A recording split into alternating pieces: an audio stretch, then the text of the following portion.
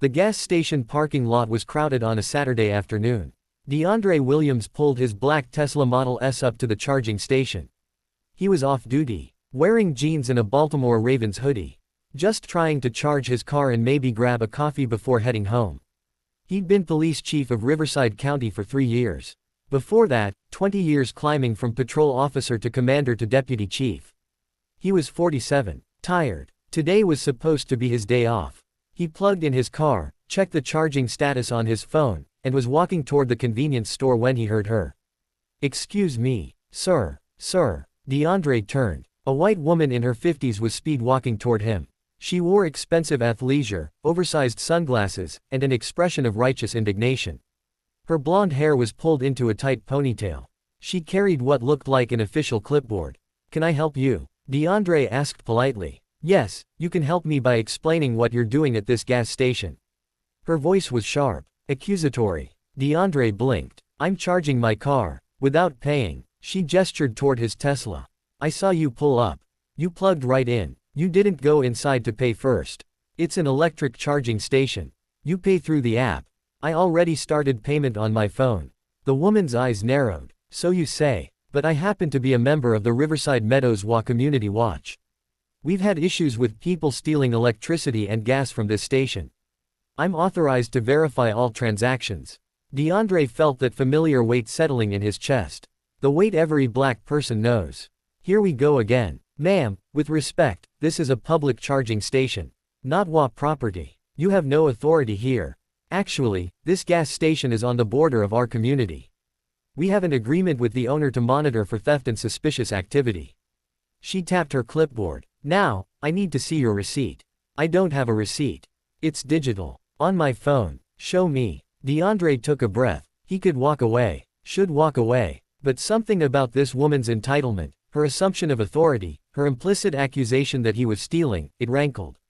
He pulled up the app on his phone, showed her the active charging session. "See, paid, my account, my card on file." She barely glanced at it. That could be fake. Anyone can make an app look legitimate. "Fake? You think I created a fake Tesla app to steal electricity? Do you hear yourself?" I hear someone getting defensive and aggressive. Her hand moved to her phone. "Which suggests guilt, or suggests frustration at being harassed while trying to charge my car. I'm not harassing you. I'm performing my duties as HOA Community Watch." She held up her clipboard like a badge. "I have the authority to question suspicious individuals on HOA-adjacent properties." "HOA-adjacent?" DeAndre almost laughed. "That's not a thing. You don't have authority over a public gas station just because it's near your neighborhood. I have a letter from the property owner authorizing our oversight." She pulled out a laminated paper. "See, official." DeAndre looked at the letter. It was a generic note that basically said the HOA could report suspicious activity to the station owner. It said nothing about having authority to question customers or demand receipts. This doesn't give you any actual authority. It just says you can report problems. Which I'm not. That's for me to determine. She started taking photos of his car with her phone. "I'm documenting this for the HOA board and the police. You're taking pictures of my car without permission. It's a public space. I can photograph whatever I want." She snapped several photos. Of his license plate. Of him. Of the charging station. "Ma'am, you need to stop. Or what? You'll become violent. That's what people like you do when confronted, isn't it?" There it was. People like you. DeAndre felt his jaw tighten. People like me. What exactly do you mean by that? I mean people who steal services. Who think they're entitled to things they haven't paid for. Who get aggressive when honest citizens try to maintain order. Her voice rose, performing for an audience that was starting to gather. "I'm a homeowner, a taxpayer, a community leader, and I won't be intimidated." An elderly man pumping gas nearby spoke up. "Lady, he's just charging his car. Leave him alone. This doesn't concern you." She snapped. "Ma'am," DeAndre tried again, keeping his voice level despite his rising frustration. "I've shown you proof of payment. I'm legally using this charging station. You need to leave me alone." I need. She stepped closer, invading his space. "How dare you tell me what I need to do? I'm a community watch member. You're a suspicious person refusing to cooperate. I showed you my phone. I showed you the active payment. What more cooperation do you want? I want you to go inside and get a physical receipt from the attendant. Right now." The attendant has nothing to do with the charging station. It's automated. There is no physical receipt. Then I'm calling the police.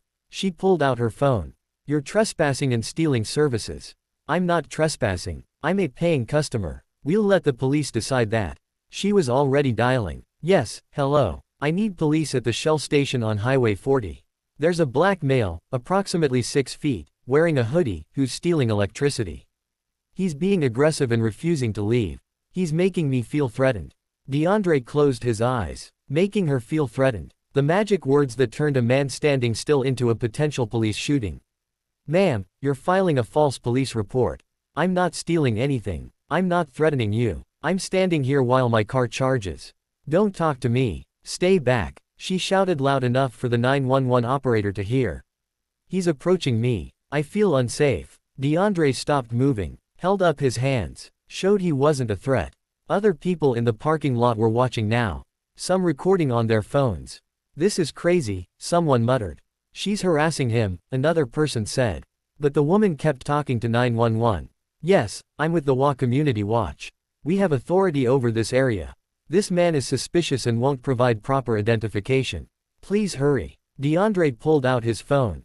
Called his deputy chief. Marcus, it's DeAndre. I'm at the Shell station on Highway 40. Some HOA Karen is calling the cops on me for charging my car. Can you alert the responding units who they're actually dealing with? What? Chief, are you serious? Dead serious. She's telling 911 I'm stealing electricity and threatening her. I'm in jeans and a hoodie. Just wanted to charge my car on my day off. Jesus Christ. Okay, I'm calling dispatch right now. Who's on patrol in that area? No idea. Just make sure they know before they roll up hot. On it, Chief. DeAndre hung up, looked at the woman. You might want to cancel that call. Why would I do that? So you can escape. Because you're about to be very embarrassed. I'm not the one who should be embarrassed. You're the one stealing. A younger couple approached cautiously. The man spoke up. Excuse me, ma'am. I use this charging station all the time. It's pay-through app only. He's telling you the truth. And how do I know you're not with him? Part of some theft ring. The couple stared at her. A Tesla charging theft ring. Do you hear yourself? I hear someone trying to protect a criminal. Sirens in the distance. Getting closer. DeAndre's phone rang. Marcus again. Chief, I got through to dispatch. They're alerting the responding units. Officers Chen and Rodriguez. Both good cops. They know the situation. Thanks, Marcus. You want me to come down there? No, I'll handle it. Just another day in America. I'm sorry, Chief. Not your fault. 2 police cruisers pulled into the parking lot. Officers Amy Chen and Carlos Rodriguez emerged. DeAndre recognized them both. Good officers. Professional. Chen approached first. She saw DeAndre and her eyes widened slightly. Chief Williams. The HOA woman's head whipped around. Chief. This man is a police chief. Ma'am, I'm Officer Chen. You called 911 about someone stealing electricity. Yes, that man. Wait, did you say chief?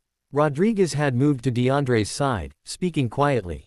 Chief, you okay? Fine, Carlos. Just tired. We got the alert from dispatch. Sorry you have to deal with this on your day off. Chen was speaking to the HOA woman. Ma'am, can you explain what's happening here? I'm Diane Foster. I'm head of the Riverside Meadows HOA Community Watch. This man, she pointed at DeAndre. He was using the charging station without paying. Refused to show proper identification. Became aggressive when I questioned him. He showed you his phone with the payment app, lady. The elderly man interjected. I saw the whole thing. You harassed him. I was performing my duties. Chen looked at the charging station. At DeAndre's Tesla still plugged in. Sir, do you have your payment confirmation? DeAndre pulled up his phone again, showing the active session. Okay, so he's paid. Ma'am, what's the problem? How do I know that's real? How do I know he's not scamming the system? Because Tesla charging requires authentication through their app. You literally can't use it without payment. Chen's patience was wearing thin. Sir, can I see your ID? DeAndre pulled out his wallet. Handed over his driver's license and his police chief badge. Chen looked at the badge. Handed it back. Turned to Diane Foster. Ma'am, do you understand what you've done? I've done my duty as a concerned citizen. You've filed a false police report. You've harassed a paying customer. And you've wasted police resources. Chen's voice was professional but sharp. That man you accused of stealing. He's Police Chief DeAndre Williams.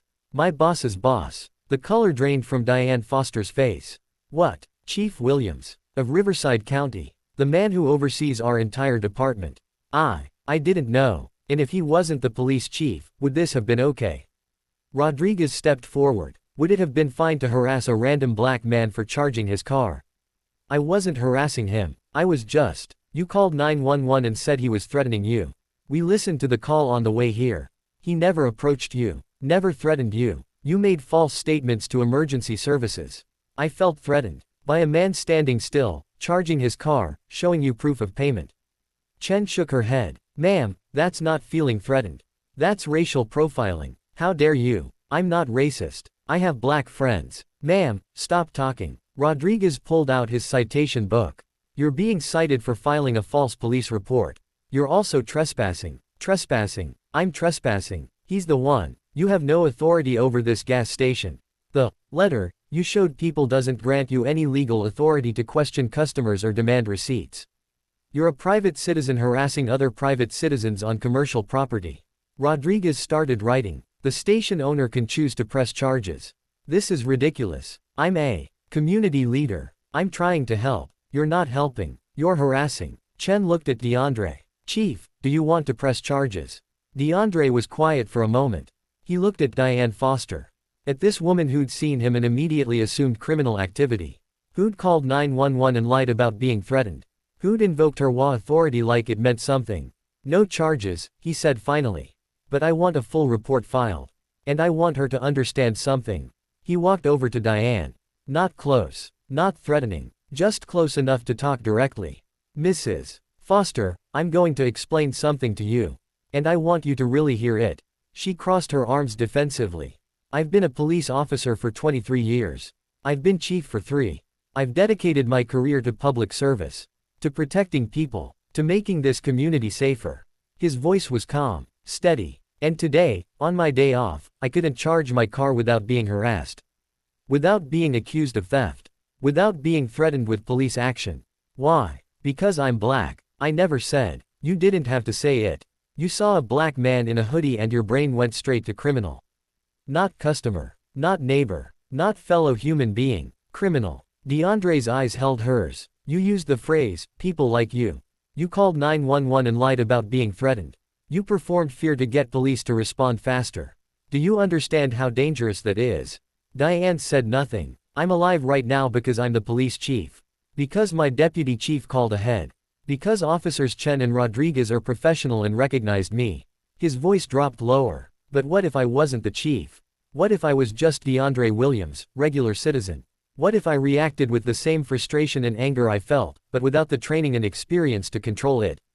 What if the responding officers didn't know me? He let that hang in the air. Your phone call could have gotten someone killed. Your lies. Your performance. Your racism. People die from calls like yours, Mrs.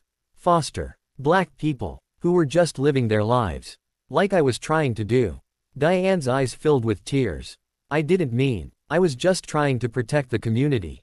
From what? From me. I am the community. I live here. I work here. I serve here. DeAndre stepped back. You don't get to decide who belongs based on skin color. That's not protection. That's prejudice. Rodriguez finished writing the citation. Ma'am, you're receiving a citation for filing a false police report. If you continue this behavior, if you continue harassing people under the guise of HOA authority, you'll face arrest. He handed her the citation. She took it with shaking hands.